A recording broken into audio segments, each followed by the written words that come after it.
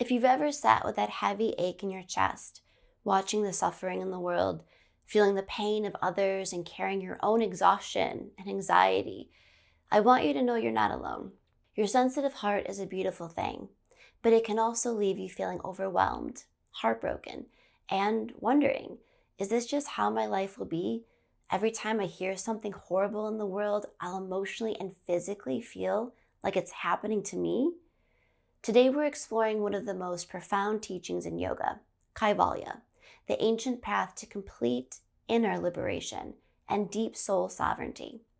I'll also share a gentle practice that you can start using right away to move towards that freedom. So stay tuned for that. Thousands of years ago, a group of deeply sensitive seekers looked around their world and felt the same ache we often feel. They saw poverty, illness, war, loss, and the endless cycle of wanting and disappointment. They called this deep unsatisfactoriness dukkha. Instead of turning away or becoming bitter, they asked a courageous question. Is it truly possible to be free from this suffering at the deepest level? That question birthed the entire path of yoga, and their highest aim was Kaivalya, often translated as absolute freedom or liberation. Imagine a state where your awareness is so clear and steady that you can care deeply about the world without being shattered by it. You can feel sadness, anger, or grief and still rest in unshakable inner peace. You're no longer a prisoner of your racing thoughts, your fears, or the constant demands of the outside world. You've come home to yourself. That is Kaivalya, the quiet, radiant sovereignty of your soul. The yogis knew this kind of freedom doesn't happen by forcing it. You can't meditate your way to liberation while your daily life and nervous system are in chaos.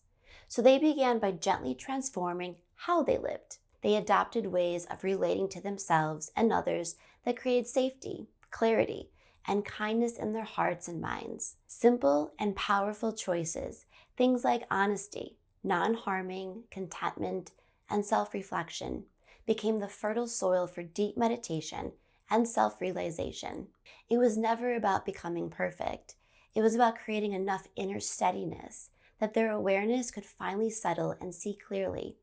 Only then could Kaivalya reveal itself. In our modern world, the suffering looks different, but it cuts just as deep. We're flooded with other people's pain through the news and social media. Our nervous systems stay activated. We feel everything and often feel powerless. The beautiful news is that the path is still available to us.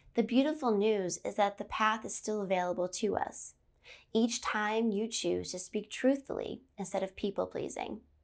Every time you pause before reacting. Every time you put down the endless scrolling and come back to the present moment. Each time you practice gratitude for what is, even when it's imperfect. You are walking the same path the ancient yogis did, and you're cultivating the inner conditions for Kaivalya. Here's a simple daily practice you can do today. Grab a journal or a piece of paper and take a few quiet moments for yourself. Ask these 3 gentle questions and write down whatever comes to mind. First, where am I being too harsh with myself or others right now? Second, what would a more honest, kinder way of being look like today? And third, is there one small thing I'm clinging to that I could let go of? There's no need for perfect or profound answers, just honest reflection. Writing them down helps the insights sink in and gives you something clear to return to later. Even doing this short practice a few times a week begins to create more space in your mind and nervous system.